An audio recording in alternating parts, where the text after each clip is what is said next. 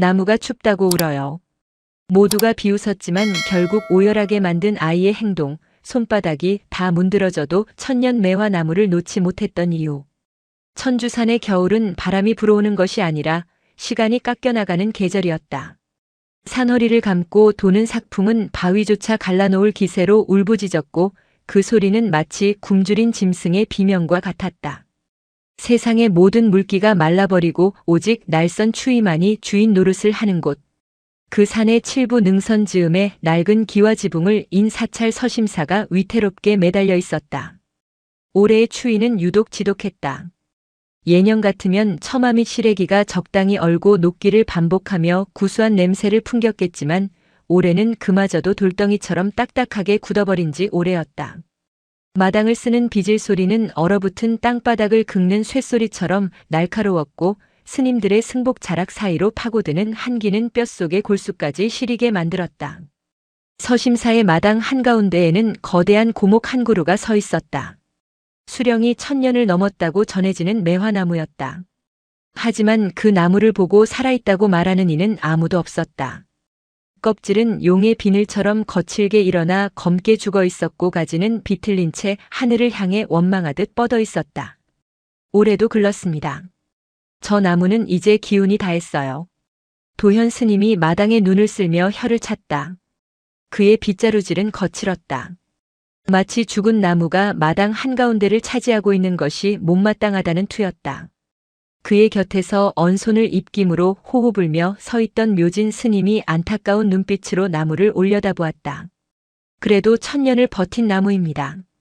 함부로 말할 게 아니지요. 1000년이면 뭐합니까? 꽃을 피우지 못한 지가 벌써 10년이 넘었습니다. 나무가 꽃을 잊으면 그게 장작이지 어디 생명입니까? 도연의 말은 매정했지만 틀린 말은 아니었다. 이 매화나무는 전임주지 스님이 입적하신 그해 겨울 이후 단 한 번도 꽃망울을 틔우지 않았다. 사람들은 매화가 주인을 따라 마음을 닫았다고 수군거렸고 시간이 흐르자 그저 흉물스러운 고목으로 취급하기 시작했다.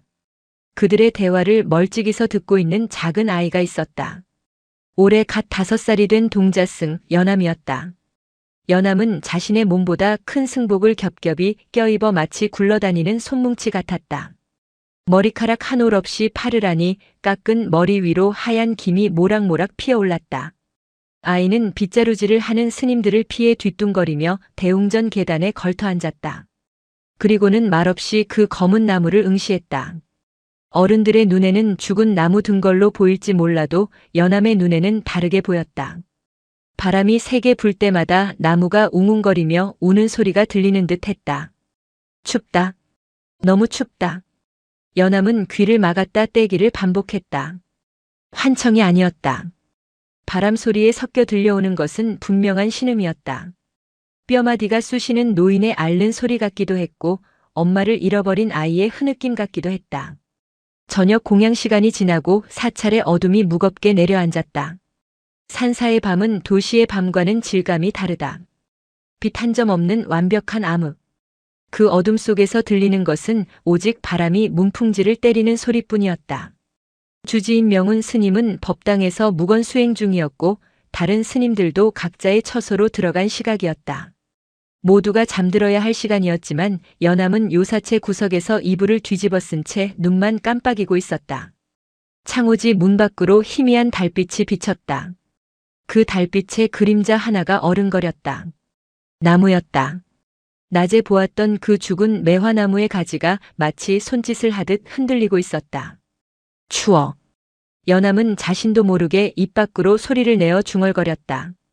그것은 자신의 추위가 아니었다. 얇은 이불 속에서도 온기를 느끼고 있었지만 가슴 한 구석이 뻥 뚫린 듯 시려왔다. 아이는 조심스럽게 이불을 걷어냈다. 털신을 찾아 씻는 손길이 분주했다. 기익. 오래된 나무 문이 비명을 질렀지만 바람 소리가 워낙 거세어 묻혀버렸다. 연암은 칠흑 같은 마당으로 나섰다. 살을 애는 칼바람이 아이의 뺨을 후려쳤다. 눈을 뜨기조차 힘든 추위였다. 그런데도 연암은 비틀거리며 마당 한가운데로 걸어갔다. 그곳에 나무가 있었다. 달빛 아래 홀로 선 나무는 낮보다 훨씬 더 외롭고 거대해 보였다. 연암은 나무 앞에 섰다. 자신의 키는 나무의 가장 아래쪽 굵은 뿌리 근처에도 미치지 못했다. 아이는 장갑도 끼지 않은 맨손을 뻗어 거칠고 차가운 나무 껍질을 만졌다. 얼음장 같은 냉기가 손바닥을 타고 심장까지 전해졌다. 많이 춥지요. 연암이 속삭였다. 대답은 없었다. 그저 바람에 가지가 끼익 비틀리는 소리만 돌아왔다. 아이는 짧은 팔을 최대한 벌려 나무의 몸통을 끌어안으려 애썼다. 하지만 아름드리 나무를 안기에는 턱없이 부족했다. 기껏해야 나무의 한쪽 면에 배와 뺨을 갖다 대는 것이 고작이었다. 내가 안아줄게요. 그러면 덜 추울 거예요. 연암은 눈을 감고 나무에 볼을 비볐다. 거친 껍질이 연한 살을 긁었지만 아이는 떨어지지 않았다. 자신의 체온이 나무에게 전해지기를. 이 딱딱하게 굳은 껍질 안으로 자신의 작은 숨결이 스며들기를. 그날 밤 서심사의 마당에는 기이한 풍경이 그려졌다. 모든 것이 얼어붙은 세상 속에서 오직 죽은 나무와 어린아이만이 서로의 온도를 나누며 하나의 덩어리처럼 붙어 있었다. 다음 날 아침이었다.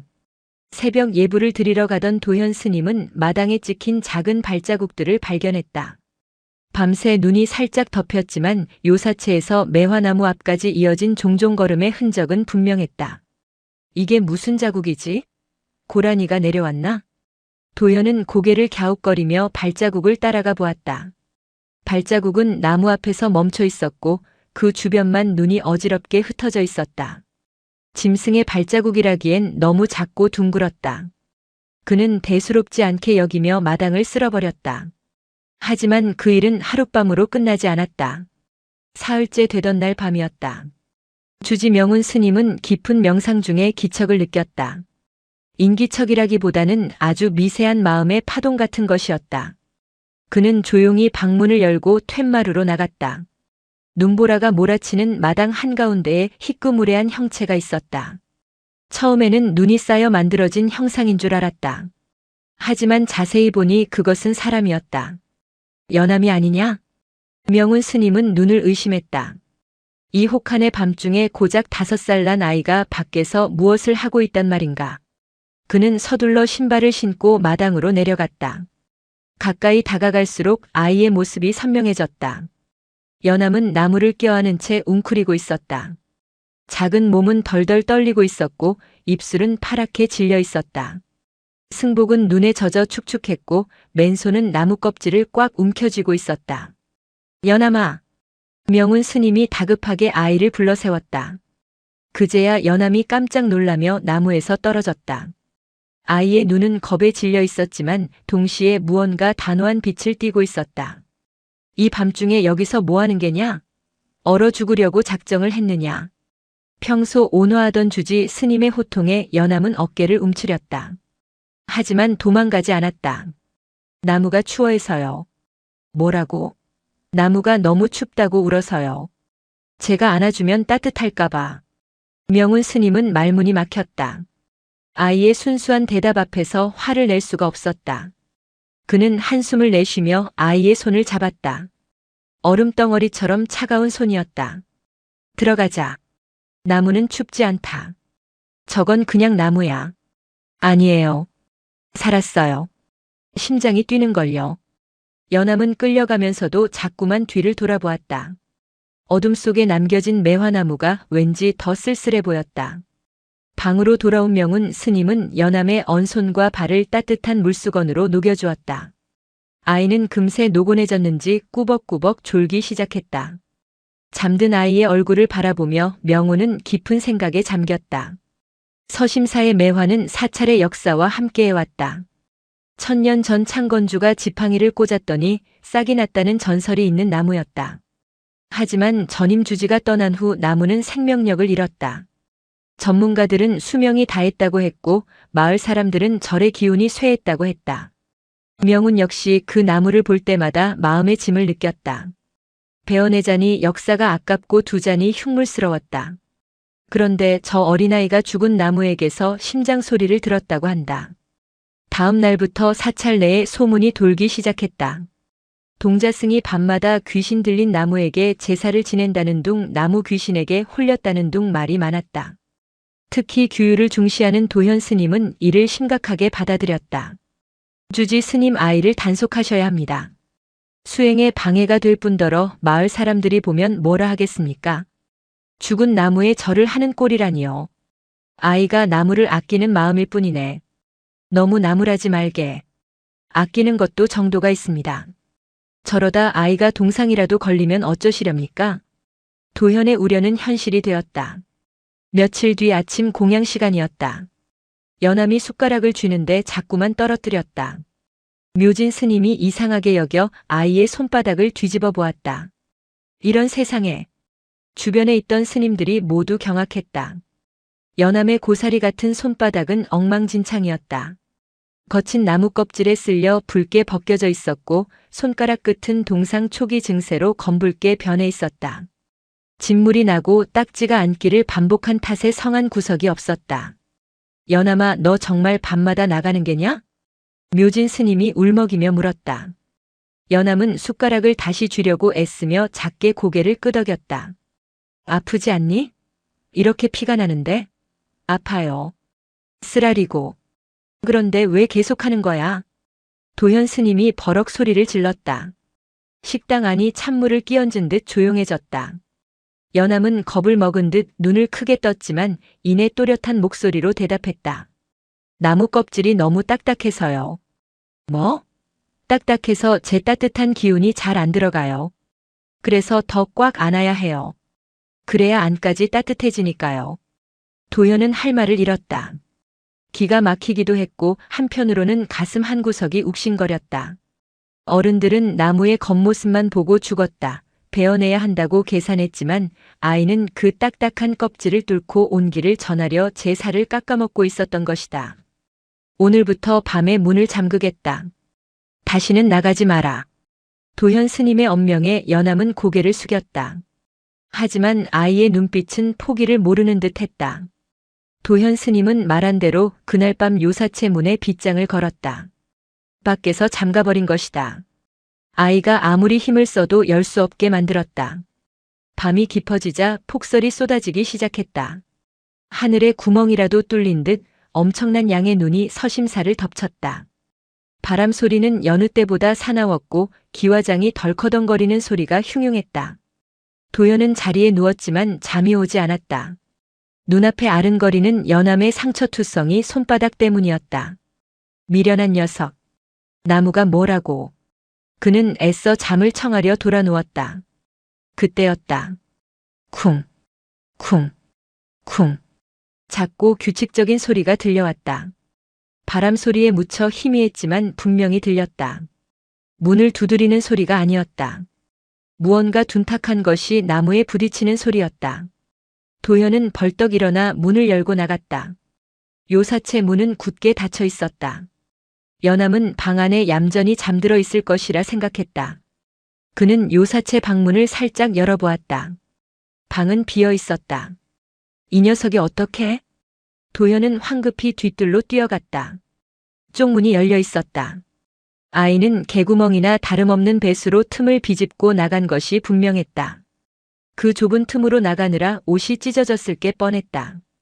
도현은 헐레벌떡 마당으로 달려갔다. 눈보라가 시야를 가려 앞이 잘 보이지 않았다. 하지만 매화나무 앞에 웅크린 작은 그림자는 금방 찾을 수 있었다. 연암은 울고 있었다. 소리내어 엉엉 우는 것이 아니라 숨이 넘어가도록 흐느끼고 있었다. 연암아. 도현이 다가가 아이를 일으켜 세우려 했다. 그런데 아이의 몸이 나무에서 떨어지지 않았다. 자세히 보니 아이의 벗겨진 손바닥 상처에서 나온 진물과 피가 나무 껍질과 함께 얼어붙어 버린 것이었다. 이 미련한 놈아. 이게 무슨 짓이야. 도현은 자신의 뜨거운 입김을 아이의 손에 불어넣으며 억지로 떼어냈다. 찍 하는 소리와 함께 아이가 비명을 질렀다. 살점이 떨어져 나가는 고통이었을 것이다. 그런데도 연암은 나무를 향해 손을 뻗었다. 스님, 나무가 울어요. 시끄럽다. 내 손이 썩어 문드러지게 생겼는데 나무 타령이냐? 아니에요. 오늘은 진짜예요. 나무가 너무 무섭대요. 연암은 도현의 옷자락을 붙잡고 매달렸다. 눈물과 콧물로 범벅이 된 얼굴이었다. 아무도 자기를 봐주지 않아서 다들 자기를 죽은 거라고 해서 너무 무섭대요. 그래서 꽃을 못 피우겠대요. 겁이 나서. 도연은 그 순간 멍해졌다. 나무가 겁을 먹어서 꽃을 못 피운다? 그동안 스님들은 생각했다. 날씨가 추워서 영양분이 없어서 수명이 다해서라고. 그 모든 것은 나무의 탓이거나 환경의 탓이었다. 그 누구도 나무의 마음을 들여다보려 하지 않았다. 아니, 나무에게 마음이 있다는 생각조차 하지 않았다. 꽃은, 연암이 가쁜 숨을 몰아쉬며 말했다. 꽃은 따뜻해야 피는 게 아니래요. 그럼 누군가 기다려줘야 피는 거래요.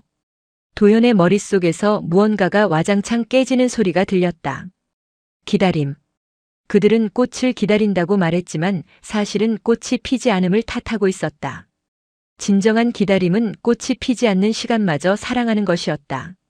도현은 떨고 있는 아이를 자신의 장삼자락으로 감쌌다. 그리고 처음으로 그 죽은 매화나무를 정면으로 바라보았다. 검고 흉측하다고만 생각했던 그 껍질 위에 아이의 붉은 피가 배어 있었다. 그것은 마치 나무에게 수혈을 한 자국처럼 보였다. 그때였다. 우지끈. 나무의 굵은 가지 하나가 눈무게를 이기지 못하고 부러지는 소리가 났다. 연암이 안 돼. 하고 비명을 지르며 다시 나무로 달려들려 했다. 진정해라. 가지가 부러진 것뿐이다. 아파요. 나무가 아파해요. 연암은 도연의 품을 뿌리치고 나무 둥치를 끌어안았다. 그리고 자신의 피 묻은 손바닥을 부러진 가지의 옹이 부분에 갖다 대었다. 마치 상처에 약을 바르듯 엄마 손이 약손이듯 문지르고 또 문질렀다. 호호. 아이가 입김을 불어넣었다. 그 작은 입김이 거대한 폭설 속에서 하얗게 피어올랐다가 사라졌다. 그 모습을 지켜보던 도연은 자신도 모르게 무릎을 꿇었다. 추위 때문이 아니었다. 다리에 힘이 풀려서도 아니었다. 눈앞의 광경이 너무나 성스러워서 감히 서서 내려다볼 수가 없었기 때문이었다. 부처가 어디에 있는가? 금빛 찬란한 대웅전 불상에 있는가? 아니면 경전을 외는 내 입술 끝에 있는가? 도현은 지금 눈앞에서 얼어 죽어가는 나무를 위해 자신의 온기를, 피를, 숨을 나눠주는 저 작은 등 뒤에 부처가 있음을 보았다. 그날 밤 서심사의 모든 스님이 마당으로 나왔다. 주지인 명운 스님도 자상한 묘진 스님도 다른 행자들도 모두 나와 그 광경을 지켜보았다. 아무도 아이를 말리지 못했다. 아이의 행동은 이미 수행의 경지를 넘어선 무언가였기 때문이다. 스님들은 대신 아이와 나무 주변을 둥그렇게 에워쌌다. 그리고 등불을 밝히고 바람을 막아섰다. 인간으로 만든 벽이었다. 그들은 말없이 합장하고 연불을 외기 시작했다. 나무를 위해서가 아니었다. 나무를 사랑하는 저 아이의 마음이 다치지 않기를 바라는 기도였다. 눈보라는 더욱 거세졌지만 나무 아래만큼은 기이할 정도로 고요했다. 아이의 체온과 스님들의 염원이 만들어낸 작은 성역 같았다. 그리고 새벽이 밝아올 무렵 기적이 시작되었다. 새벽빛이 설산의 능선을 타고 넘어와 서심사의 마당을 비출 때까지 아무도 움직이지 않았다. 스님들은 인간 방패가 되어 연암과 나무를 지켰고 눈보라는 거짓말처럼 잦아들었다. 동이 트자 도현 스님은 조심스럽게 연암을 흔들었다. 아이는 나무 둥치에 얼굴을 파묻은 채 깊은 잠에 빠져 있었다. 아니, 잠이라기보다는 혼절에 가까웠다. 연암아, 이제 들어가자. 해가 떴다. 도현이 아이를 안아 올리는 순간 그는 흠칫 놀랐다. 아이의 몸이 불덩이처럼 뜨거웠기 때문이다. 속옷을 뚫고 나올 정도의 고열이었다. 주지 스님. 아이가 불덩이입니다. 다급한 외침의 명운 스님과 묘진 스님이 달려왔다. 그들은 서둘러 연암을 요사체로 옮겼다. 방 아랫목에 아이를 눕히고 젖은 옷을 벗겨내자 참혹한 광경이 드러났다. 손바닥과 가슴 그리고 나무에 닿았던 뺨은 붉게 상기되어 있었지만 반대로 등과 다리는 동상으로 인해 창백하게 죽어 있었다. 극심한 한기와 고열이 한 몸 안에서 전쟁을 벌이고 있는 형국이었다. 의원을 불러야 합니다. 이 눈길에 누가 올라옵니까? 마을까지 내려가는 것도 반나절입니다. 사찰은 비상에 걸렸다. 묘진 스님은 부엌으로 달려가 쑥을 태우고 따뜻한 물을 날랐고 명운 스님은 아이의 머리맡에서 끊임없이 진언을 외웠다. 도현은 멍하니 마당에 서 있었다. 아이를 안고 들어올 때 느꼈던 그 기이한 감각이 손끝에 남아 있었기 때문이다. 그는 홀린 듯 다시 매화나무 앞으로 다가갔다. 간밤에 연암이 그토록 필사적으로 껴안았던 자리. 그 거칠고 딱딱한 껍질 위를 도현은 떨리는 손으로 짚어보았다. 도현의 눈이 크게 뜨였다. 착각이 아니었다. 주변의 다른 나무 껍질은 얼음장처럼 차가웠으나 아이가 밤새 안고 있었던 그 부분, 딱 아이의 가슴 높이만큼의 면적이 미지근했다. 그것은 아이의 체온이 옮겨붙은 잔열이 아니었다. 나무 안쪽 깊은 곳에서부터 배어나오는 마치 맥박이 뛰는 생명체의 피부 같은 온기였다. 도현은 급히 나무 아래를 살폈다. 밤새 내린 폭설로 마당은 온통 하얗게 뒤덮였지만 나무 뿌리 근처의 흙만은 젖어 있었다. 눈이 녹은 것이다. 땅의 지열 때문이 아니었다. 나무가 스스로 열을 내어 제 발치에 쌓인 눈을 밀어낸 것이었다. 살아있었어. 도현은 전율했다. 그동안 죽었다고 썩었다고 베어버려야 한다고 천대했던 나무였다. 하지만 나무는 죽은 것이 아니라 숨을 참고 있었던 것이다. 누군가 자신의 언어, 침묵의 언어를 알아들어 줄 때까지. 그때 뒤에서 인기척이 났다. 명운 스님이 침통한 표정으로 서 있었다. 연암이 정신을 차리지 못한다. 주지 스님, 이 나무를 보십시오. 눈이 녹았습니다. 온기가 돕니다. 도현의 들뜬 목소리에도 명운은 씁쓸하게 고개를 저었다. 아이의 생명력을 앗아간 게지. 아이는 지금 제 목숨을 태워서 저 나무에 불을 지핀 거야.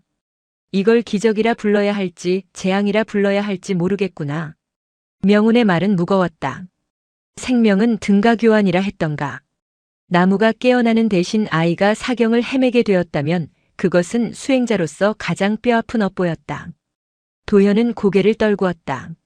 나무의 온기가 갑자기 서늘하게 느껴졌다. 죄책감이 가슴을 짓눌렀다. 우리는 무엇을 보았는가? 천년의 전설이라는 껍데기만 보았지 그 안에 깃든 생명의 무게는 재보지 않았다. 고작 5살 난 아이가 제 몸을 불쏘시개로 던질 때까지 어른들은 팔짱만 끼고 있었던 것이다. 연암은 사흘 밤낮을 알았다. 열은 떨어질 기미가 보이지 않았고 헛소리만 늘어갔다. 추워요. 문 열어주세요. 나무가 혼자 있어요. 아이는 혼수 상태에서도 계속 밖으로 나가려 했다. 스님들이 번갈아가며 아이를 지켰지만 아이의 영혼은 이미 육신을 떠나 마당의 나무 곁을 배회하는 듯 했다. 그날 밤 명운 스님은 잠을 이루지 못하고 서고에 들어갔다. 오래된 경전과 기록들이 보관된 곳이었다. 그는 먼지 쌓인 함 하나를 꺼냈다. 선대주지였던 해초 스님이 남긴 비망록이었다. 서심사의 매화가 꽃을 피우지 않게 된 시점은 정확히 해초 스님이 입적하기 직전부터였다. 사람들은 스님이 떠나자 나무도 기운을 다했다고 믿었지만 명운은 늘 의구심을 품고 있었다. 그는 누렇게 바랜 종이를 한 장 한 장 넘겼다. 그리고 마지막 장에서 멈췄다. 떨리는 글씨체로 남겨진 해초 스님의 유언과도 같은 글귀가 눈에 들어왔다. 매화는 기다림을 먹고 자란다. 올겨울 산 아래 마을에 역병이 돌아 수많은 아이가 죽었다. 아이들의 무덤이 산을 덮었는데 어찌 나 홀로 화사하게 꽃을 피우겠는가. 나는 매화에게 청했다. 세상의 슬픔이 거칠 때까지 누군가 진심으로 너의 고통을 위로해 줄 때까지 우리 꽃을 닫고 함께 울자고. 이것은 죽음이 아니라 긴 묵언이다. 명운은 비망록을 덮으며 긴 탄식을 토해냈다. 오해였다. 지난 10여 년간 스님들은 나무가 늙고 병들어 꽃을 피우지 못한다고 여겼다. 그래서 비료를 주고 영양제를 주입하며 억지로 꽃을 피우려 했다. 하지만 나무는 병든 것이 아니었다. 나무는 애도하고 있었던 것이다. 세상의 고통에 공명하여 스스로 꽃문을 닫고 추위 속에서 떨고 있는 영혼들과 함께하기 위해 자발적인 혹한을 견디고 있었던 것이다. 그것도 모르고 사람들은 나무를 탓했다. 왜 예전처럼 화려하지 않으냐고, 왜 우리에게 구경거리를 제공하지 않느냐고 질타했다. 우리가 틀렸어. 명운은 뼈저린 후회 속에 눈시울을 붉혔다. 연암은 알았던 것이다. 어떻게 알았는지 모르지만 아이의 맑은 영혼은 나무의 슬픔을 있는 그대로 들었다. 그래서 비료 대신 체온을, 훈계 대신 포옹을 주었다. 나무가 무섭대요. 아무도 기다려주지 않아서. 연암이 했던 말이 비수처럼 명훈의 가슴에 꽂혔다. 나무는 겁이 났던 것이다. 자신의 애도가 끝나기도 전에 사람들이 자신을 베어버릴까봐, 혹은 자신의 침묵을 이해해주는 이가 이 세상에 단 한 명도 없을까봐. 그때 밖에서 요란한 소리가 들렸다. 주지 스님, 큰일 났습니다. 연암이가 사라졌습니다. 묘진 스님의 비명에 가까운 외침이었다. 명훈은 비망록을 내던지고 밖으로 뛰쳐나갔다. 폭설은 그쳤지만 바람은 여전히 날카로웠다. 요사체 문은 열려 있었고 툇마루에는 아이가 신발도 신지 않고 나간 맨발 자국이 찍혀 있었다. 핏자국이 섞인 발자국이었다. 연암아! 스님들은 일제히 마당으로 달려갔다. 횃불과 손전등 빛이 어지럽게 춤을 췄다. 아이를 찾는 것은 어렵지 않았다. 연암은 또다시 매화나무 앞에 있었다. 하지만 이번에는 나무를 안고 있지 않았다. 나무의 등을 기대고 힘없이 앉아 있었다. 마치 나무의 품에 안긴 듯한 모습이었다. 아이는 얇은 내의 바람이었다. 뿜어져 나오는 입김이 너무나 희미해서 금방이라도 끊어질 것만 같았다. 오지 마세요. 도현이 다가가려 하자 연암이 가늘게 눈을 뜨며 말했다. 평소의 아이 목소리가 아니었다. 쇳소리가 섞인 그러면서도 기이할 정도로 위험 있는 목소리였다. 지금 나무가 옷을 갈아입고 있어요. 무슨 소리냐? 어서 들어가자 제발. 묘진이 울음을 터뜨리며 달려들려 했지만 명훈 스님이 팔을 뻗어막아섰다. 잠깐. 저걸 보게. 주지 스님 지금 아이가 죽어가는데. 뭐란 말이다.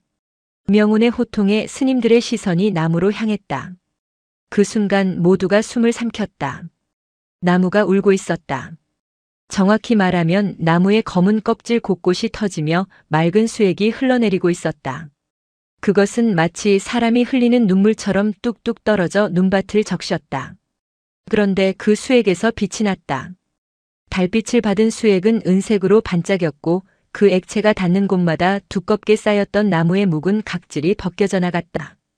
마치 허물을 벗는 뱀처럼 매화나무는 검고 죽은 껍질을 스스로 깨트리고 있었다. 콰드득 콰득. 나무가 비틀리는 소리가 사방을 울렸다. 그것은 고통의 소리가 아니라 굳었던 관절을 펴는 해방의 소리였다. 연암은 그 나무 아래 앉아 고개를 뒤로 젖힌 채 나무를 올려다보고 있었다. 아이의 얼굴에는 고열로 인한 고통 대신 평온한 미소가 번져 있었다. 따뜻해, 이제 정말 따뜻해. 연암이 중얼거렸다. 그 순간 기적이 일어났다. 나무의 가지 끝, 연암의 머리 바로 위에 있는 가지에서 붉은 빛이 감돌기 시작했다. 봉오리였다. 죽은 줄 알았던 10년간 단 한 번도 맺히지 않았던 꽃봉오리가 쌀알만하게 맺혔다. 그것은 일반적인 매화의 분홍빛이 아니었다. 연암이 흘린 피처럼 아이가 알았던 열병처럼 붉고 선명한 홍매화였다. 꽃이. 도현은 다리에 힘이 풀려 주저앉았다. 꽃은 한 송이에서 멈추지 않았다. 톡톡 토독. 팝콘이 터지듯 가지를 타고 붉은 봉오리들이 연달아 솟아올랐다. 혹한의 한겨울, 잎사귀 하나 없는 앙상한 가지 위로 붉은 점들이 수놓아졌다. 그것은 마치 혈관이 터져나온 듯 처절하고도 아름다운 광경이었다. 그와 동시에 연암의 고개가 툭 떨구어졌다. 연암아! 도현이 비명을 지르며 아이에게 달려가 끌어안았다. 아이의 몸은 여전히 불덩이 같았지만 숨소리가 들리지 않았다. 맥박이 너무나 미약했다. 안 돼, 안 된다. 내가 피운 꽃이다. 내가 봐야지 어딜 가려고. 도현은 아이를 품에 안고 오열했다. 그의 눈물이 아이의 볼에 떨어졌다. 나무 위에서는 붉은 꽃봉오리 하나가 툭 터지며 꽃잎을 열었다. 그 꽃향기는 지독했다. 은은한 매화 향이 아니라 맞는 순간 머리가 아찔해질 정도로 강렬하고 진한 생명의 향기였다. 그 향기가 마당을 가득 채우자 기이한 일이 벌어졌다. 도현의 품에 안긴 연암의 가슴에서 희미한 빛이 새어나왔다. 나무가 뿜어내는 기운과 아이의 기운이 공명하고 있었다. 나무가 아이를 살리려 하고 있었다. 자신을 깨운 작은 생명을 위해 천년을 버틴 노목이 자신의 진기를 쏟아붓고 있는 것이었다. 명운 스님은 그제야 깨달았다. 이것은 일방적인 희생이 아니었다. 아이가 나무를 안아주었기에 이제는 나무가 아이를 안아주고 있는 것이다. 모두 합장하라. 명운의 목소리가 떨렸다. 지금 이 자리에서 생사가 오가고 있다. 나무가 아이를 놓지 않도록 우리의 염원을 보태야 한다. 새벽의 푸른 어둠 속에서 붉게 피어나는 홍매화 아래 수십 명의 승려가 엎드렸다. 연불 소리는 울음소리처럼 혹은 자장가처럼 눈 덮인 산사를 감싸 안았다. 나무는 계속해서 껍질을 벗으며 붉은 꽃을 토해냈다. 마치 아이가 흘려야 할 피를 자신이 대신 흘리겠다는 듯이. 그 겨울의 밤은 그렇게 붉고 뜨겁게 깊어갔다. 새벽종이 울려야 할 시간이었지만 범종각은 침묵했다. 그 대신 서심사의 마당에는 세상에 없던 소리가 가득 찼다. 그것은 꽃이 피어나는 소리였다. 팝콘처럼 가볍게 터지는 소리가 아니라 얼어붙은 핏줄이 다시 돌기 시작할 때 나는 묵직한 박동 소리와 같았다. 홍매화.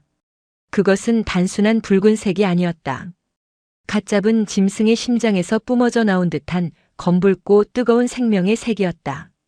밤새 휘몰아치던 눈보라가 멈춘 하늘 위로 천년 묵은 고목은 제 몸에 흐르는 피를 밖으로 밀어내듯 만개한 꽃송이들을 매달고 있었다. 스님들은 그 압도적인 광경 앞에서 숨소리조차 내지 못했다. 나무 주변 반경 10여 미터의 눈이 모두 녹아 흙바닥이 드러나 있었다. 그 젖은 흙 위로 붉은 꽃잎 한두 장이 떨어져 있었다. 마치 흰 눈 위에 핏방울이 떨어진 듯 선명했다. 주지 스님. 도현 스님이 젖은 목소리로 불렀다. 그의 품에 안긴 연암의 몸에서 변화가 일어나고 있었다. 불덩이 같던 고열이 거짓말처럼 사그라들고 있었다. 아이의 창백했던 입술에 희미하게 혈색이 돌아왔다. 아이가 돌아옵니다. 명운 스님은 떨리는 손으로 아이의 이마를 짚었다. 차갑지도 뜨겁지도 않은 평온한 체온이었다. 조금 전까지만 해도 끊어질 듯 위태로웠던 맥박이 이제는 규칙적으로 힘차게 뛰고 있었다. 나무가 나눠주었구나. 명운은 고개를 들어 거대한 매화나무를 바라보았다. 나무는 지쳐 보였다. 방금 전까지 눈이 부실 정도로 붉은 빛을 토해내던 기세는 한풀 꺾여 있었다. 대신 그 가지 끝에 매달린 수천 송이의 꽃들이 아이를 대신해 숨을 쉬어주는 듯 미세하게 떨리고 있었다. 자세히 보니 나무의 밑동, 연암이 밤마다 안아주었던 그 자리에 새살이 돋아 있었다. 검고 딱딱한 껍질이 벗겨진 자리에 아이의 피부처럼 부드럽고 연한 갈색 속살이 드러나 있었다. 연암의 상처난 손바닥과 나무의 벗겨진 껍질. 두 존재는 서로의 상처를 교환했다. 아이는 나무의 추위를 가져갔고 나무는 아이의 죽음을 가져갔다. 도현의 품에서 작은 신음이 새어나왔다. 연암이 천천히 눈을 떴다. 아이의 눈동자는 깊은 산속의 샘물처럼 맑았지만 그 깊은 곳에는 이전에는 없던 기이한 붉은 기운이 서려 있었다. 연암아, 알아보겠느냐? 내가 누구냐? 도현이 다급하게 물었다.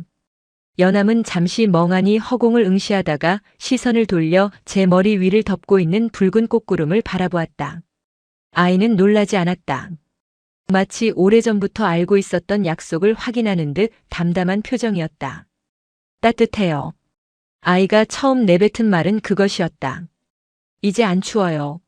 나무가 이불을 덮어줬어요.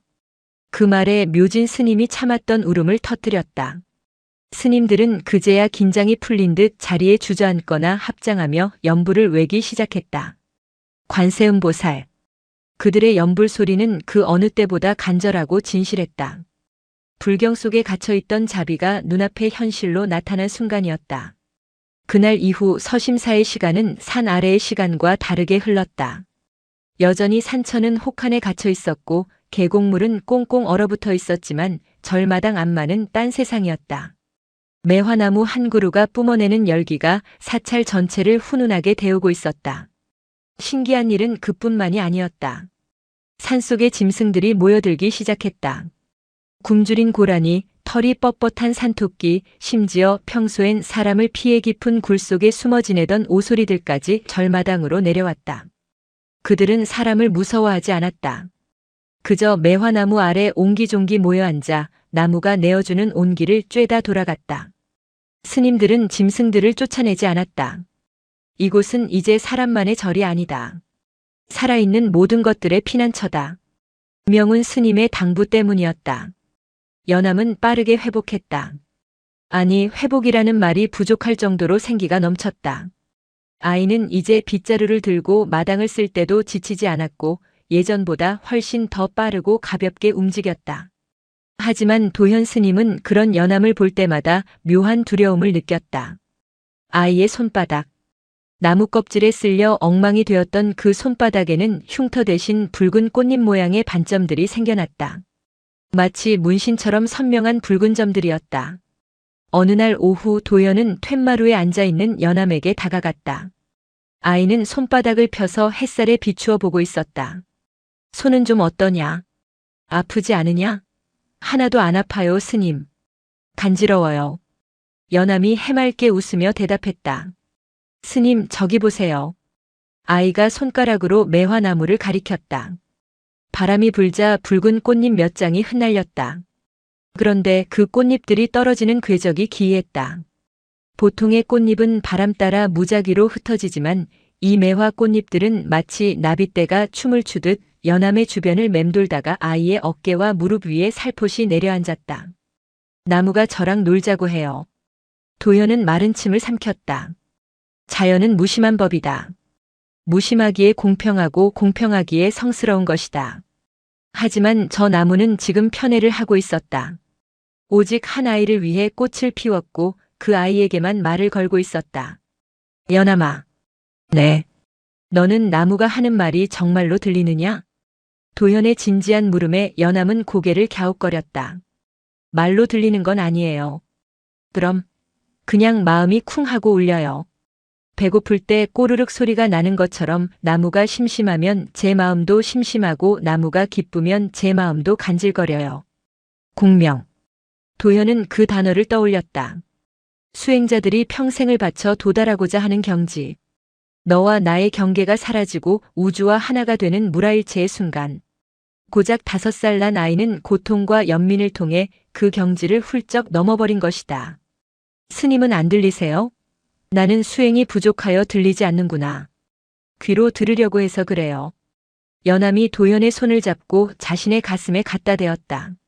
작은 심장이 콩닥콩닥 뛰고 있었다. 여기로 들어야 해요. 추운 걸 참지 말고 그냥 같이 추워하면 들려요. 도연은 순간 머리를 한 대 얻어맞은 듯한 충격을 받았다. 같이 추워한다. 그동안 자신은 추위를 이겨내려 했다. 고통을 극복하려 했다. 하지만 아이는 고통 속으로 걸어 들어가 그 고통의 주인이 되었다. 그것이 바로 자비의 본질임을 늙은 승려는 어린 스승에게서 배우고 있었다. 비밀은 오래가지 못했다. 천주산 서심사에 한겨울 붉은 꽃이 피었다는 소문은 바람을 타고 산 아래 마을로 내려갔다. 처음에는 약초꾼들의 헛소문이라 치부하던 사람들도 멀리 산중턱에서 피어오르는 붉은 서기를 보고는 하나둘 짐을 꾸리기 시작했다. 고요하던 산사가 소란스러워졌다. 카메라를 든 사진작가들, 기적을 바라는 환자들, 호기심 많은 등산객들이 좁은 산길을 메우며 올라왔다. 세상에 진짜 꽃이 폈어. 저게 홍매화야? 겨울에? 영험하다. 여기서 기도하면 아들 낳겠어. 사람들은 마당에 들어서자마자 탄성을 질렀다. 그들은 나무를 향해 절을 하고 휴대전화로 사진을 찍고 몰래 꽃가지를 꺾으려다 스님들에게 제지당하기도 했다. 명운 스님은 굳게 닫힌 법당문 안에서 깊은 한숨을 쉬었다. 예상했던 일이었다. 세상은 신비를 가만두지 않는다. 그들은 신비를 소비하고 분석하고 끝내 자신들의 욕망을 투영하여 더럽히고 만다. 주지 스님, 사람들이 통제가 안 됩니다. 마당이 장터가 되었습니다. 묘진 스님이 울상으로 들어왔다. 나무 주변에 울타리를 쳐야 할 것 같습니다. 사람들이 자꾸 나무 껍질을 떼어가려 합니다. 영약이라도 되는 줄 알고 놔두거라. 예. 하지만 막는다고 막아질 욕심이 아니다. 다만 연암이는 내보내지 마라. 명우는 단호했다. 나무는 어쩔 수 없다 해도 아이만은 지켜야 했다. 사람들이 기적을 행한 동자승이라는 사실을 알게 되는 순간 아이는 구경거리가 되고 말 것이다. 하지만 세상의 눈은 날카로웠다. 사람들 사이에서 웅성거림이 시작되었다.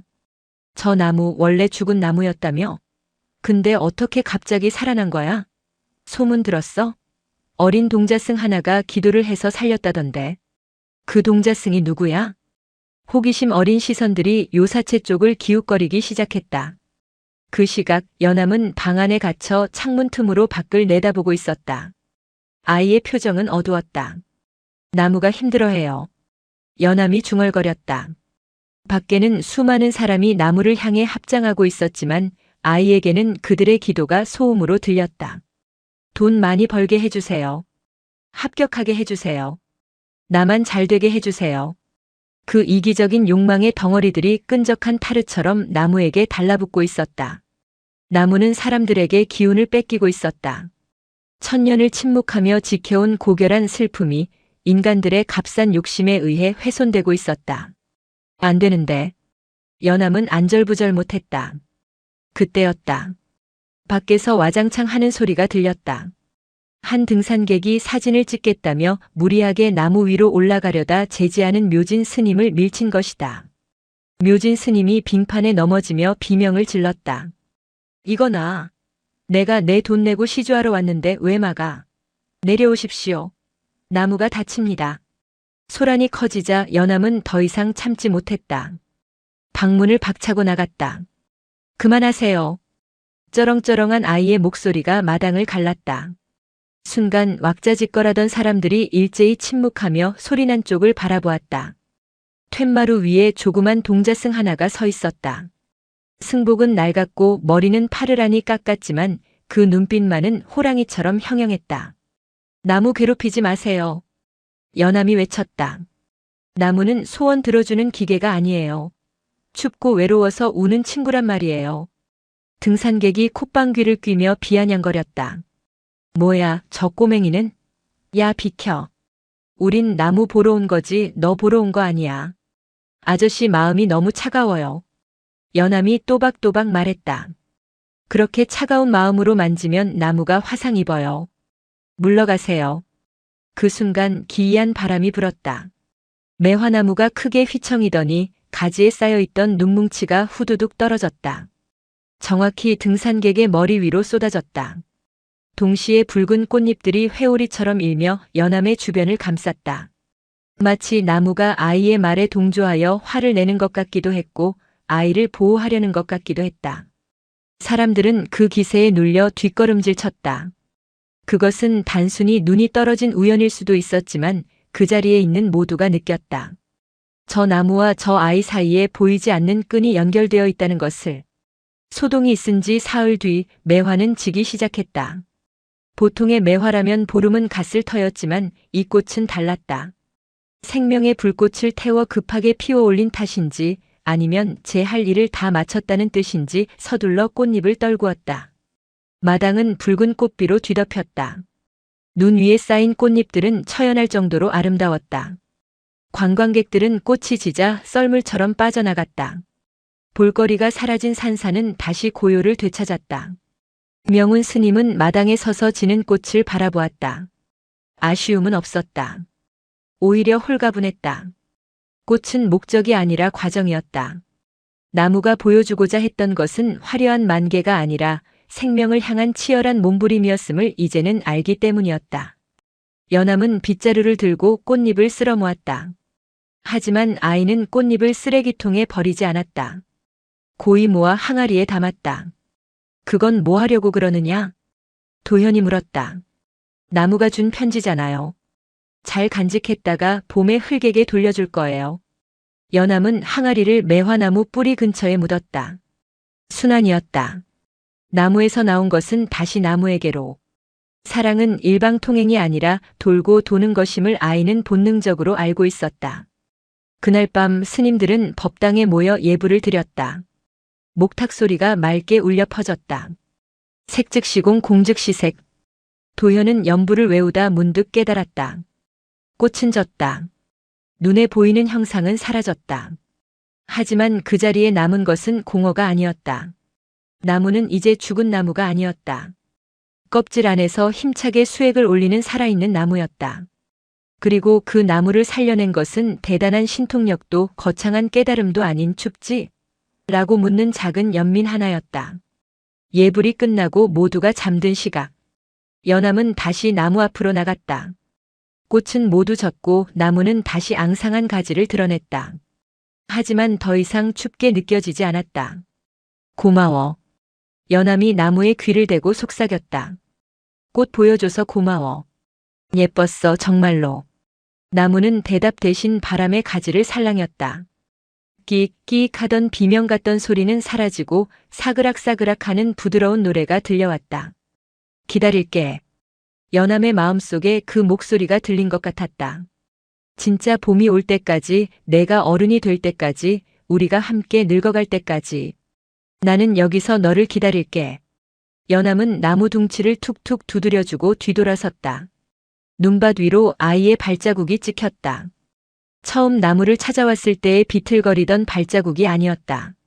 한 뼘은 더 자란 듯 단단하고 힘찬 걸음이었다. 겨울은 아직 길었다. 하지만 서심사의 겨울은 더 이상 춥지 않았다. 매화나무 가지 끝, 꽃이 진 자리에 아주 작고 단단한 초록색 잎눈 하나가 맺혀 있었다. 그것은 세상 그 어떤 보석보다 빛나는 봄의 약속이었다. 시간은 공평하게 흘렀으나 사람들의 욕망은 불공평하게 쌓였다. 서심사의 기적의 붉은 매화가 피었다는 전설이 돈지 어언 8년이 지났다. 그 8년 동안 사찰은 몰라보게 변했다. 낡은 기와는 새 것으로 교체되었고 흙먼지 날리던 마당에는 반들반들한 보도블록이 깔렸다. 주차장은 확장되었고 입구에는 홍매와 성지라는 거대한 비석이 세워졌다. 연암은 이제 13살이 되었다. 젖살이 빠진 얼굴선은 제법 굵어졌고 키는 도현 스님의 어깨쯤에 닿을 만큼 자랐다. 하지만 소년의 눈빛은 유년 시절보다 훨씬 깊고 어두워져 있었다. 저 아이야?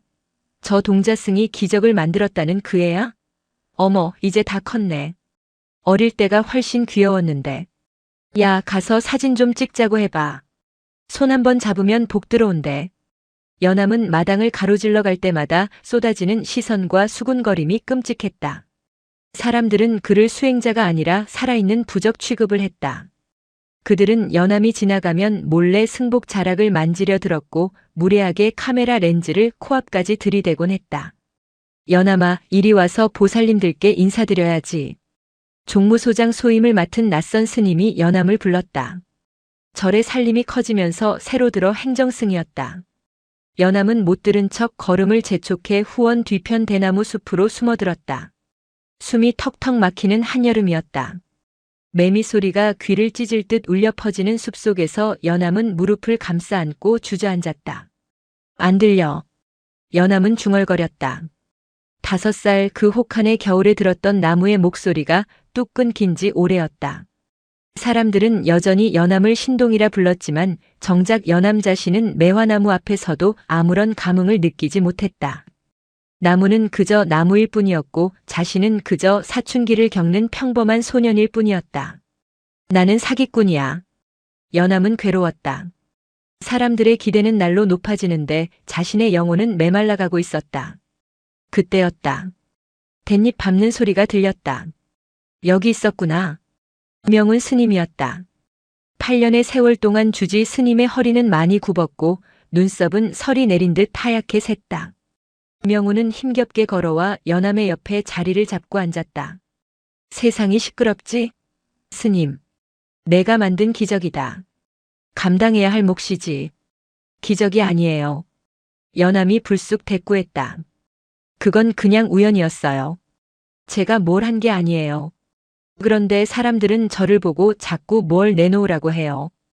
복을 달라, 병을 고쳐달라. 전 아무것도 없는데요. 소년의 목소리에 물기가 어렸다. 명우는 지팡이로 땅을 툭툭 치며 먼 산을 바라보았다. 연암아, 나무를 보아라. 보기 싫어요. 저 나무 때문에 제 조용한 삶이 다 망가졌어요. 나무가 지금 행복해 보이더냐? 연암은 입을 다물었다. 행복할 리가 없었다. 매화나무 주변에는 화려한 울타리가 쳐졌고 그 울타리에는 사람들이 매달아 놓은 형형색색의 소원지가 주렁주렁 달려 있었다. 바람이 통할 틈도 없이 빽빽하게 매달린 종이 뭉치들 때문에 나무는 숨을 헐떡이는 것처럼 보였다. 사람들은 나무를 사랑하는 게 아니다. 나무가 가진 영험함을 탐하는 거지. 명운이 씁쓸하게 웃었다. 너도 마찬가지다. 사람들의 환호 속에 갇혀 정작 내 마음의 뿌리가 썩어가는 줄 모르는구나. 귀를 닫아라. 사람들의 소리 말고 내 안의 소리를 들어야 다시 들릴 것이다. 여름이 절정을 향해 가던 어느 날 기상청에서 슈퍼 태풍이 북상한다는 예보를 내놓았다. 100년 만에 강력한 태풍이라는 뉴스의 산 아래 마을은 비상에 걸렸다. 서심사도 분주해졌다. 스님들은 기와가 날아가지 않도록 지붕을 점검하고 창문마다 합판을 덧대었다. 하지만 가장 큰 걱정거리는 마당 한가운데에 우뚝 선 천년 매화나무였다. 울타리를 걷어내야 합니다. 소원지들도 다 떼어내고요. 도현 스님이 소리쳤다. 울타리와 소원지가 바람의 저항을 키워 나무를 부러뜨릴 수 있기 때문이었다. 행정승들은 신도들의 정성인데 함부로 떼면 안 된다며 반대했지만 명운 스님의 불호령이 떨어졌다. 당장 떼어내라. 나무가 죽으면 정성이고 뭐고 다 끝이다. 연암도 스님들을 도와 소원지를 떼어냈다. 수천수만 장의 종이 뭉치가 포대자루에 담겼다. 화려한 장식이 모두 사라지자 매화나무는 8년 전 겨울처럼 앙상하고 검은 본연의 모습을 드러냈다. 밤이 되자 태풍이 상륙했다. 하늘이 찢어지는 듯한 굉음과 함께 폭우가 쏟아졌다. 바람은 단순히 부는 것이 아니라 사찰을 통째로 들어올리려는 듯 맹렬하게 휘몰아쳤다. 우웅! 나무가 비명을 질렀다. 연암은 요사체 방 안에서 그 소리를 들었다. 귀가 아니라 뼈로 느껴지는 진동이었다. 5살 때의 겨울 바람과는 비교도 안 되는 폭력이었다. 그때는 추위가 문제였지만 지금은 뿌리째 뽑혀나갈 위기였다. 연암은 자리에서 벌떡 일어났다. 나가면 안 된다. 함께 있던 행자승이 말렸지만 연암은 우비를 걸칠 새도 없이 밖으로 뛰쳐나갔다. 문을 열자마자 몸이 뒤로 밀려날 만큼 거센 바람이 닥쳤다. 비는 따가운 돌멩이처럼 얼굴을 때렸다. 연암은 엉금엉금 기어서 나무 쪽으로 갔다. 번개가 번쩍 칠 때마다 나무가 미친 듯이 춤을 추는 모습이 보였다. 굵은 가지들이 금방이라도 찢겨나갈 듯 휘청거렸다. 내가 지켜야 해. 연암은 본능적으로 나무 둥치를 끌어안으려 했다. 8년 전처럼 자신의 체온과 마음으로 나무를 진정시키고 싶었다. 하지만 나무 앞에 다다른 순간 연암은 멈칫했다. 자신이 할 수 있는 게 아무것도 없었다. 나무는 너무 거대했고 자연의 힘은 너무나 압도적이었다. 자신이 매달려봤자 나무의 짐만 될 뿐이었다. 비켜라. 위험하다. 도현 스님이 비바람을 뚫고 달려와 연암을 낚아챘다. 바로 그 순간이었다. 우지끈, 콰광. 거대한 벼락 소리와 함께 매화나무의 가장 굵은 가지 중 하나가 찢겨나갔다. 부러진 가지는 바람에 날려 대웅전 처마 끝을 박살내고 마당에 처박혔다. 안 돼! 연암이 절규했다. 하지만 도연은 아이를 꽉 붙들고 법당 안으로 끌고 들어갔다. 법당 안은 안전했지만 밖에서는 계속해서 무언가 부서지고 깨지는 소리가 들려왔다. 연암은 젖은 몸을 덜덜 떨며 닫힌 문만 바라보았다. 나무가 나를 부르지 않았어. 연암은 절망했다. 어릴 때는 나무의 아픔이 느껴졌었다. 그런데 방금 전 나무 바로 앞에 섰을 때도 아무것도 느껴지지 않았다. 나무는 그저 자연재해와 사투를 벌이는 거대한 생물일 뿐 자신을 친구로 여기지 않는 것 같았다. 그 단절감이 부러진 가지보다 더 아프게 연암을 때렸다. 태풍이 지나간 다음 날 아침 서심사의 풍경은 처참했다. 기와장이 깨져 나뒹굴고 흙탕물이 마당을 뒤덮었다. 그리고 그 한가운데에 매화나무가 서 있었다. 처참한 몰골이었다. 동쪽으로 뻗어있던 가장 아름답고 굵은 가지가 통째로 찢겨나가 나무의 한쪽이 텅 비어버렸다. 찢어진 단면에서는 톱밥 같은 속살이 허옇게 드러나 있었고 바닥에는 부러진 가지가 흉물처럼 널브러져 있었다. 스님들은 망연자실했다. 저 가지가 제일 꽃이 많이 피던 가지인데 이제 끝난 거 아닙니까? 수영이 완전히 망가졌습니다. 연암은 부러진 가지 곁으로 다가갔다. 어젯밤의 비바람에 씻겨나간 탓인지 나무는 젖어 있었다. 연암은 떨리는 손으로 나무에 찢어진 상처 부위를 만져보았다. 축축하고 차가웠다. 하지만 그때 미세한 떨림이 손끝에 전해졌다. 아파. 아주 작게 환청처럼 들리는 소리였다. 연암은 고개를 번쩍 들었다. 5살 때 들었던 그 목소리였다. 하지만 그때처럼 어리광 부리는 목소리가 아니었다. 묵직하고 고통스러운 그러면서도 무언가를 꾹 참아내는 어른의 신음이었다. 스님, 나무가 아직 살아있어요. 연암이 소리쳤다. 도현 스님과 명운 스님이 다가왔다. 명운 스님은 부러진 단면을 유심히 살폈다. 그래, 살아있다. 큰 가지를 내어주고 몸통을 지켰구나. 명운은 급히 마을의 나무 의사 다크터를 부르라고 지시했다. 오후 늦게 도착한 나무 전문가는 고개를 저으며 혀를 찼다. 상처가 너무 큽니다. 썩어 들어가지 않게 하려면 단면을 깔끔하게 잘라내고 약품 처리를 해야 합니다. 하지만 예전처럼 아름다운 모습은 기대하기 힘들 겁니다. 균형이 깨져서요. 전문가는 전기톱을 꺼냈다. 위잉 하는 굉음이 산사에 울려 퍼졌다. 연암은 귀를 막고 싶었지만 도망치지 않고 그 자리를 지켰다. 톱날이 나무의 살을 파고들 때마다 연암의 몸도 움찔거렸다. 잘라낸 단면에 검은색 도포 제약을 바르는 작업이 이어졌다. 마치 나무에게 검은 붕대를 감아주는 것 같았다. 작업이 끝나자 매화나무는 한쪽 팔이 잘린 장수처럼 기괴하고 쓸쓸한 모습으로 서 있었다. 며칠 뒤 관광객들이 다시 찾아오기 시작했다. 그들의 반응은 냉담했다. 뭐야, 나무가 왜 저래? 태풍에 부러졌대. 흉측하네. 볼품 없어졌잖아. 에이, 다른 데 가자. 사람들은 실망하며 발길을 돌렸다. 홍매와 성지라는 비석 앞에서 사진을 찍는 사람은 이제 아무도 없었다. 연암은 빗자루를 들고 사람들이 버리고 간 쓰레기를 치웠다. 하지만 이상하게도 마음은 오히려 편안했다. 화려한 소원지도 시끄러운 카메라도 부담스러운 시선도 사라졌다. 마당에는 다시 고요가 찾아왔고 나무와 연암 둘만이 남았다. 연암은 빗자루를 내려놓고 나무의 상처난 부위, 검은 약이 발라진 곳을 가만히 쓰다듬었다. 사람들은 갔어. 연암이 나무에게 말을 걸었다. 못생겨졌다고 다들 가버렸어. 나랑 똑같네. 나도 이제 기적의 동자승 아니라고 다들 관심 없는데.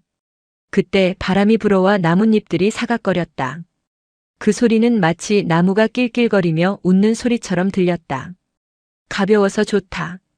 연암은 눈을 동그랗게 떴다. 무거운 것들을 다 떼어내니 이제야 숨이 쉬어지는구나. 나무의 목소리는 명확했다. 사람들이 매달았던 욕망의 종이들, 화려했던 꽃의 명성, 그리고 썩어가던 굵은 가지까지. 태풍은 그 모든 것을 가져갔지만 동시에 나무를 짓누르던 무게도 가져간 것이다. 연암은 깨달았다. 상실은 잃어버리는 것이 아니라 본질만 남기고 껍데기를 벗는 과정임을. 자신이 8년 동안 괴로워했던 그 유명세 역시 태풍에 날려간 기와장처럼 덧없는 것임을. 스님. 저녁 예불 시간 연암은 명운 스님 앞에서 삼배를 올렸다. 이제 들립니다. 무엇이 말이냐? 나무가 괜찮다고 합니다. 흉터가 생긴 자리가 제일 단단해질 거라고요. 명운 스님은 빙그레 웃으며 연암에게 찻잔을 건넸다. 나무가 너보다 낫구나. 너도 이제 그만 어깨에 힘을 빼거라. 사람들이 너를 뭐라 부르든 너는 그냥 밥 먹고 똥 싸고 마당 쓰는 수행자 연암일 뿐이다. 연암은 찬물을 들이켰다. 쌉싸름한 차 향기 뒤로 달큰한 뒷맛이 올라왔다. 태풍이 지나간 밤하늘에는 별이 유난히 총총했다. 한 팔을 잃은 매화나무는 별빛을 받아 그 어느 때보다 의연하게 묵묵히 서 있었다. 이제 나무는 꽃을 피우기 위해서가 아니라 단단히 뿌리내리기 위해 그 자리에 있었다. 서심사의 시간은 고여있는 물처럼 고요했다. 태풍이 지나가고 다시 7년이라는 세월이 흘렀다. 이제 연암은 20살 청년이 되었다. 더 이상 그의 얼굴에서 젖살이나 동자승 시절의 귀여움은 찾아볼 수 없었다. 선은 굵어졌고 어깨는 단단하게 벌어졌으며 눈매는 깊은 호수처럼 침전되어 있었다. 그는 묵묵히 도끼질을 하고 마당을 쓸고 예불을 올렸다. 하지만 그의 내면은 사찰의 평화와는 정반대로 요동치고 있었다. 연암 스님 장작 패는 솜씨가 이제 도현 스님 뺨치십니다. 새로 들어온 어린 행자가 웃으며 말을 걸었지만 연암은 그저 짧게 목례만 할 뿐이었다. 그는 도끼를 내려찍을 때마다 마음속의 답답함을 함께 쪼개버리고 싶었다. 천년 매화나무는 그 사이 기이한 형태로 변해 있었다. 7년 전 태풍에 찢겨나간 한쪽 가지의 상처는 검은 옹이로 굳어졌다.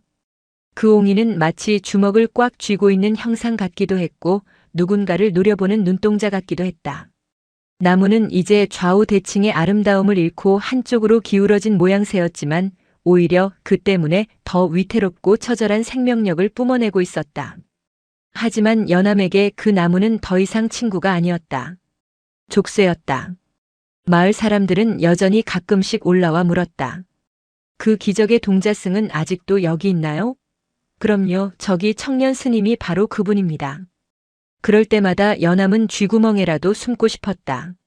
사람들은 그를 보며 과거의 환상을 덧씌웠지만 연암은 자신이 아무런 영적 능력도 없는 평범한 인간임을 뼈저리게 느끼고 있었다.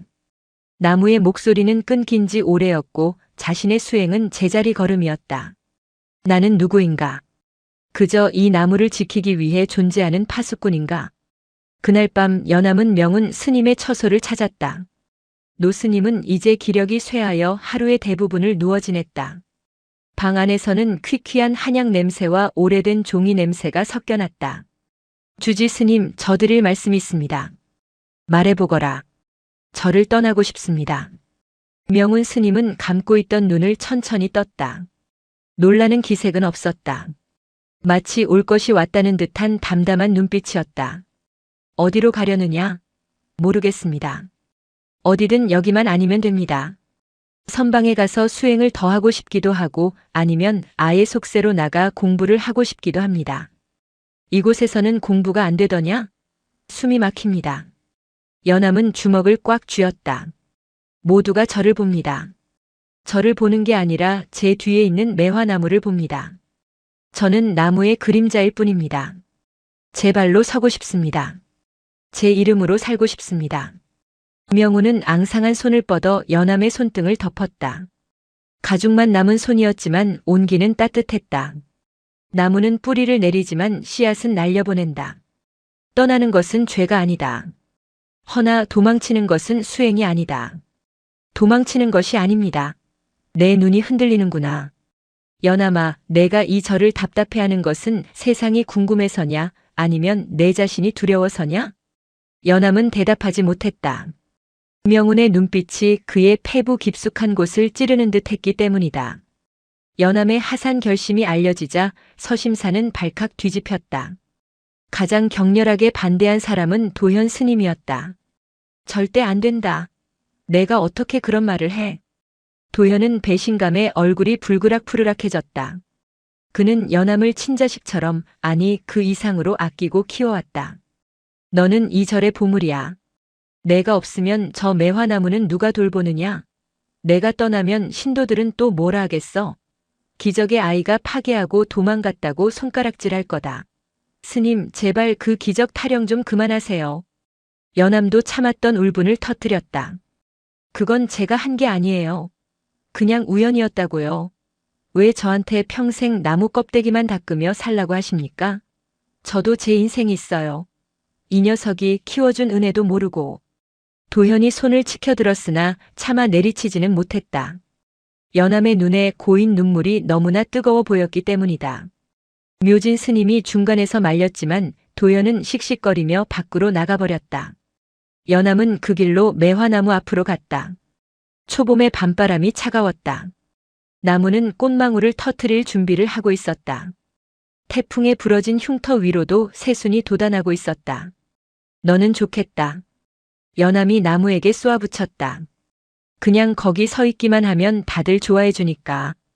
밥 걱정, 옷 걱정, 미래 걱정 없이 그냥 때 되면 꽃 피우고 잎 떨구면 그만이니까. 나무는 대답이 없었다. 바람에 가지가 흔들리는 소리가 마치 그게 그렇게 쉬워 보이나? 하고 되묻는 것 같았다. 연암은 주머니에서 라이터를 꺼냈다. 담배를 피우려는 것이 아니었다. 그는 품속에서 자신이 쓴 일기장을 꺼냈다.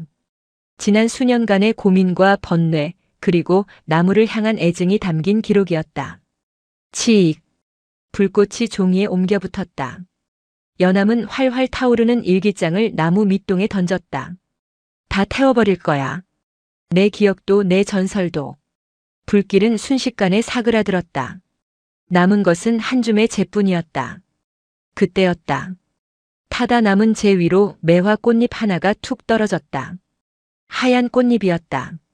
아직 만개할 시기가 아닌데 성급하게 피어난 꽃 한 송이가 연암의 발치에 떨어져 있었다. 연암은 그 꽃잎을 주워들었다. 향기가 났다.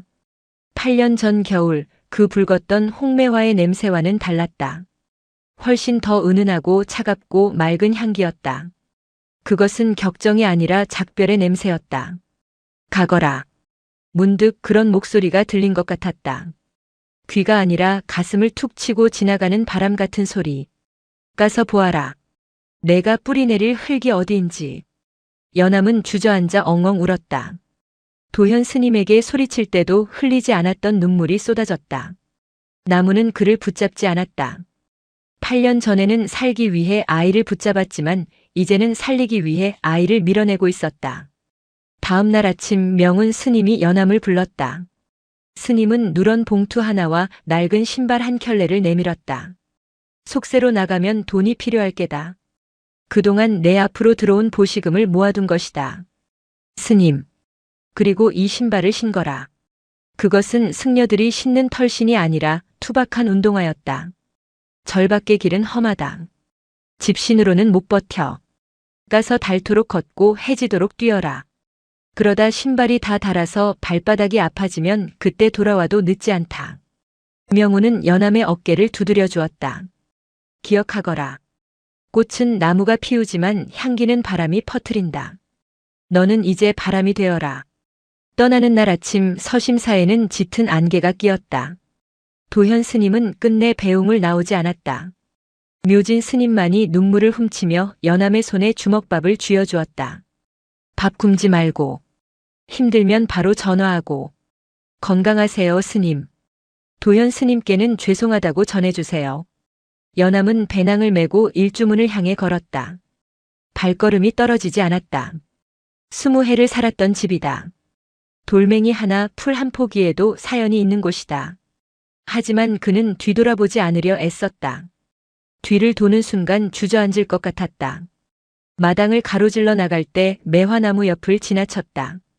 나무는 안개 속에서 거대한 실루엣으로 서 있었다. 흉터난 가지가 마치 손을 흔드는 것처럼 보였다. 안녕. 연암은 속으로 작별을 고했다. 그가 일주문을 막 벗어나려는 순간이었다. 땡땡땡. 범종 소리가 울렸다. 예불 시간이 아니었다. 누군가 전력을 다해 종을 치고 있었다. 종소리는 산골짜기를 타고 묵직하게 내려와 연암의 등 뒤를 때렸다. 연암은 멈춰 서서 뒤를 돌아보았다. 범종각에 서 있는 사람은 도현 스님이었다. 도현은 울면서 온몸을 던져 닭목종 치는 나무를 밀고 있었다. 잘 가라. 이놈아. 도현의 고함이 종소리에 섞여 들려왔다. 가서 내 멋대로 살아라. 아프지 말고 기죽지 말고. 땡. 그것은 꾸지람이 아니라 응원이었다. 아버지가 아들을 세상으로 떠나보내는 가장 투박하고 시끄러운 배웅이었다. 연암은 그 자리에 엎드려 큰 절을 올렸다.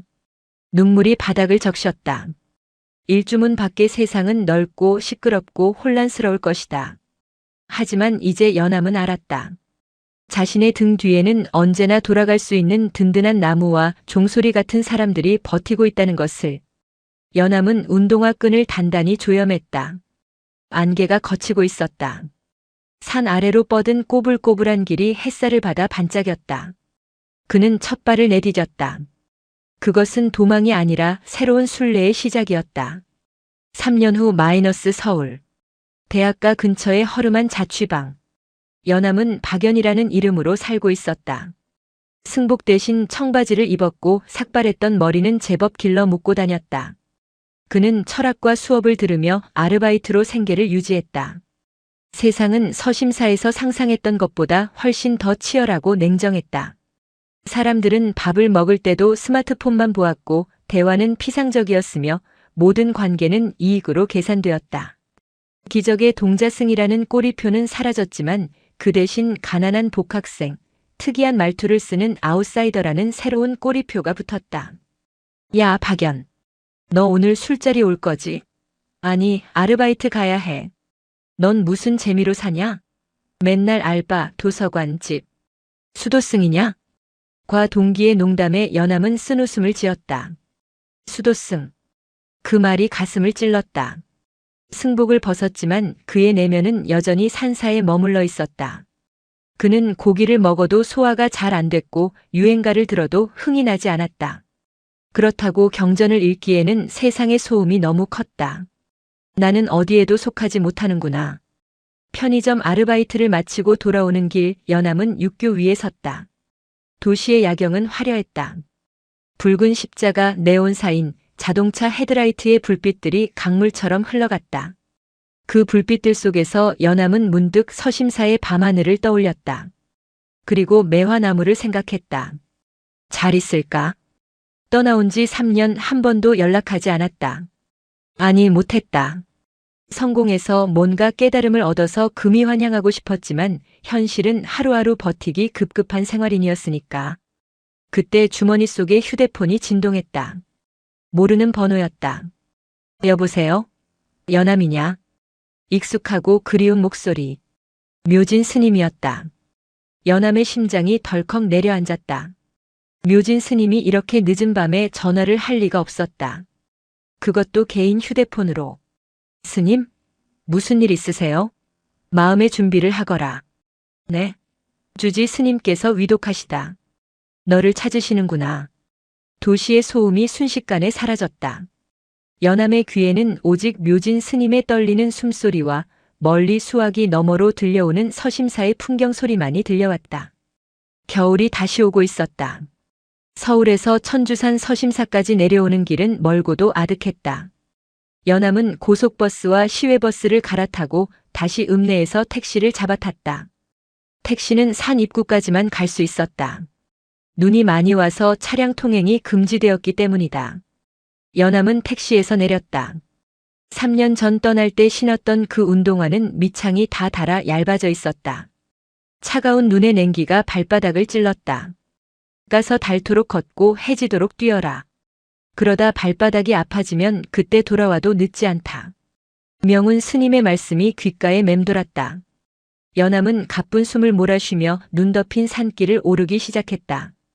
도시에서의 삶은 치열했지만 마음 둘 곳은 없었다. 박연이라는 이름으로 살았지만 그의 영혼은 늘 이 산자락을 배회하고 있었음을 이제야 인정했다. 1시간쯤 걸었을까 일주문이 보였다. 안개 속에 잠긴 서심사는 3년 전보다 더 낡고 작아 보였다. 하지만 그 고요함만은 여전했다. 왔느냐? 마당을 쓸고 있던 노승이 허리를 폈다. 도현 스님이었다. 그는 늙었다. 쩌렁쩌렁하던 호랑이 같은 기운은 사라지고 주름진 얼굴엔 근심이 가득했다. 도현은 연함을 보고도 반가워하거나 화내지 않았다. 그저 올 줄 알았다는 듯 담담한 눈빛이었다. 스님, 들어가거라. 기다리신다. 연함은 큰절을 올릴 새도 없이 요사체 안쪽 주지실로 뛰어갔다. 방 안은 따뜻했지만 죽음의 그림자가 짙게 깔려 있었다. 묘진 스님이 수건으로 명운 스님의 이마를 닦아주고 있었다. 주지 스님, 연함이 왔습니다. 명운 스님이 천천히 눈을 떴다. 초점 없는 눈동자가 허공을 헤매다 연함의 얼굴에 멈췄다. 왔구나. 목소리는 낙엽이 구르는 소리처럼 건조했다. 연함은 무릎을 꿇고 스님의 손을 잡았다. 뼈만 남은 손이었다. 죄송합니다. 너무 늦었습니다. 늦지 않았다. 딱 맞춰왔다. 명우는 힘겹게 미소를 지었다. 신발은 다 달았느냐? 네. 다 닳아서 구멍이 날 지경입니다. 그럼 되었다. 이제 흙을 밟아도 아프지 않을 게다. 명우는 묘진 스님에게 눈짓을 했다. 묘진이 방 한구석에 있던 작은 괴짝을 가져왔다. 그 안에는 낡은 승복 한 벌이 들어있었다. 3년 전 연암이 벗어두고 간 깨끗하게 세탁되어 풀이 먹여진 승복이었다.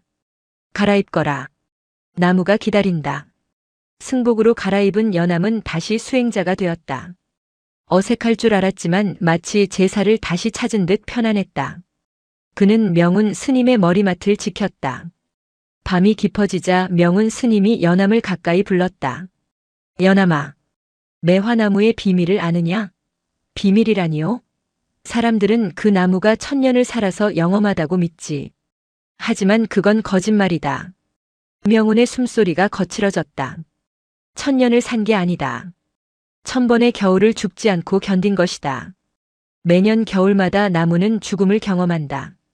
잎을 떨구고 수액을 멈추고 심장까지 얼어붙게 만들지. 스스로 가사 상태에 빠지는 게야. 연암은 스님의 말에 귀를 기울였다. 나무가 가장 두려워하는 건 추위가 아니다. 잊혀짐이다. 내가 죽은 듯이 잠들었을 때 아무도 나를 깨워주지 않으면 어떡하나 그 공포가 나무를 진짜 죽음으로 몰고 가는 게야. 명운의 눈빛이 흔들렸다. 8년 전 내가 나무를 안아주었을 때 나무는 살고 싶어졌던 게다. 이 작은 아이가 나를 기억해 주는데 내가 여기서 얼어 죽을 순 없지. 그래서 제 피를 태워 꽃을 피운 게야. 알고 계셨습니까? 알았지. 하지만 말해주지 않았다. 내가 스스로 깨닫기를 바랐으니까. 명우는 기침을 토해냈다. 핏기가 섞인 기침이었다. 연암아, 나는 이제 겨울 속으로 들어간다. 나를 위해 울지 마라. 나는 죽는 게 아니라 너희들이 나를 기억해 줄 때까지 잠시 묵원에 드는 것이다. 스님, 매화나무를 부탁한다. 껍데기가 아니라 그 안에 있는 두려움을 보듬어 주거라. 그것이 내 업이다. 새벽 3시. 명운 스님은 마지막 숨을 길게 내쉬고 입적했다. 임종을 알리는 타종 소리가 산사에 울려 퍼졌다. 땡땡땡. 그 소리에 놀란 산새들이 푸드덕 날아올랐고 마당의 매화나무 가지가 파르르 떨렸다. 마치 오래된 친구를 떠나보내는 인사처럼. 장례는 조촐하게 치러졌다. 명운 스님의 다비식 화장이 끝나고 사찰은 깊은 침묵에 잠겼다. 주지를 잃은 슬픔 때문일까? 매화나무의 상태가 급격히 나빠졌다. 7년 전 태풍의 상처를 딛고 잘 버티던 나무가 명운 스님이 떠난 직후부터 잎을 모두 떨구고 껍질이 회색으로 변해갔다. 나무 의사가 와서 영양제를 주사했지만 소용없었다. 뿌리가 물을 빨아들이지 않습니다. 삶의 의지를 놓은 것 같습니다.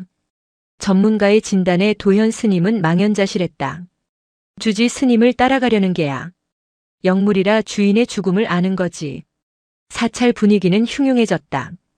신도들의 발길도 끊겼고 스님들도 의욕을 잃었다. 연암은 매일 밤 나무 앞에 앉아 있었다. 하지만 5살 때처럼 나무를 껴안지는 않았다. 그는 이제 알았다. 억지로 끌어안는다고 해결될 일이 아님을. 나무는 슬퍼하고 있었다. 명운 스님이라는 거대한 버팀목이 사라진 상실감을 온몸으로 표현하고 있었다. 연암은 나무의 슬픔을 방해하지 않았다. 대신 그는 나무 옆에 가만히 앉아 자신의 체온을 조금 떼어주기만 했다. 울어. 실컷 울어. 연암은 마음속으로 말했다. 나도 울고 있으니까. 우리 같이 울자. 그렇게 49일이 지났다. 명운 스님의 49제가 열리던 날 또다시 폭설이 내렸다. 8년 전 기적이 일어났던 그날과 똑같은 날씨였다. 법당에서 연불 소리가 들려왔지만 연암은 밖으로 나왔다. 그는 삽을 들고 나무 밑동을 팠다.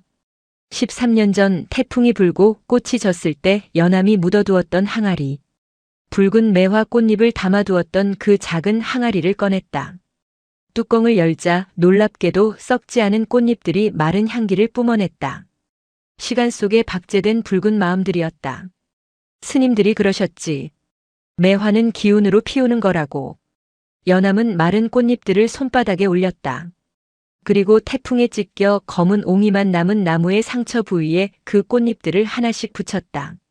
눈물인지 눈 녹은 물인지 모를 액체로 꽃잎을 개어 상처난 자리에 발라주었다. 이건 내가 나한테 줬던 생명이야. 이제 다시 돌려줄게. 연암의 손길은 정성스러웠다. 상처를 덮어주는 행위. 그것은 치유이자 부활의 의식이었다. 차갑게 식어있던 나무의 옹이 부분이 연암의 손이 닿을 때마다 미세하게 움찔거렸다. 그날 밤 연암은 나무 아래서 잠이 들었다. 꿈을 꾸었다. 꿈속에서 명운 스님과 5살의 연암 그리고 젊은 시절의 매화나무가 함께 웃고 있었다. 추위도 고통도 없는 세상이었다. 일어나라. 손님이 오셨다. 명운 스님의 목소리에 연암이 눈을 떴다. 새벽이었다. 눈은 그쳤고 하늘에는 시리도록 투명한 금음달이 걸려 있었다. 그리고 코끝을 찌르는 냄새. 향기였다. 8년 전에 비릿하고 붉은 향기가 아니었다. 머리가 맑아지고 가슴속 응어리가 씻겨 내려가는 듯한 청아한 향기였다. 연암은 고개를 들었다. 그의 눈앞에 믿을 수 없는 광경이 펼쳐져 있었다. 매화나무가 꽃을 피웠다. 하지만 붉은 꽃이 아니었다. 그렇다고 흔한 백매화도 아니었다. 투명에 가까운 달빛을 머금은 청매화였다. 가장 놀라운 것은 꽃이 피어난 위치였다. 성한 가지들이 아니라 태풍에 찢겨 검게 썩어 들어갔던 옹이와 상처 부위에서 가장 화려하고 풍성한 꽃들이 터져나왔다. 흉터가 꽃이 된 것이다. 고통받았던 자리가 가장 아름다운 향기를 뿜어내고 있었다. 아! 법당에서 나온 도현 스님과 묘진 스님이 그 자리에 얼어붙었다. 화려함으로 압도하는 붉은색이 아니라 보는 이의 마음을 고요하게 위로하는 푸른 빛의 꽃. 그것은 격정을 넘어선 해탈의 색이었다. 스님 나무가. 연암이 눈물을 글썽이며 말했다. 나무가 웃어요. 나무는 더 이상 울지 않았다. 묵은 슬픔을 다 털어내고 명운 스님을 좋은 곳으로 보내드리는 환송의 춤을 추듯 가지를 흔들고 있었다. 에필로그 봄의 파수꾼. 다시 봄이 왔다. 서심사의 매화는 이제 청매화로 세상에 알려졌다. 하지만 예전처럼 사람들이 구름대처럼 몰려들지는 않았다.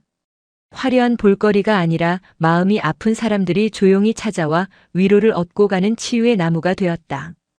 연암은 주지 스님이 되지 않았다. 주지 자리는 덕망 높은 다른 스님이 맡았고 연암은 평생 부목나무를 돌보는 소임을 자처했다. 그는 매일 새벽 나무의 상처를 어루만지고 대화를 나눴다. 어느 날 절을 찾은 한 어린아이가 연암에게 물었다. 스님, 왜 꽃은 봄에만 펴요? 겨울에도 피면 좋겠는데. 연암은 빗자루질을 멈추고 아이의 눈높이에 맞춰 앉았다. 그리고 빙그레 웃으며 말했다. 모든 건 때가 되어 피는 게 아니란다. 그럼요? 서로의 작은 손길이 도와 닫힌 때를 열어주는 거란다. 내가 따뜻하면 겨울도 봄이 되는 거야. 바람이 불었다. 천년 매화나무에서 푸른 꽃잎 하나가 툭 떨어져 아이의 손바닥 위에 내려앉았다. 마치 정답이라고 말해주는 것처럼. 서심사의 봄은 그렇게 가장 낮은 곳에서부터 다시 시작되고 있었다. 영상이 마음에 드셨다면 구독과 좋아요, 댓글 부탁드립니다. 부탁드립니다. 부탁드립니다. 부탁드립니다. 부탁드립니다.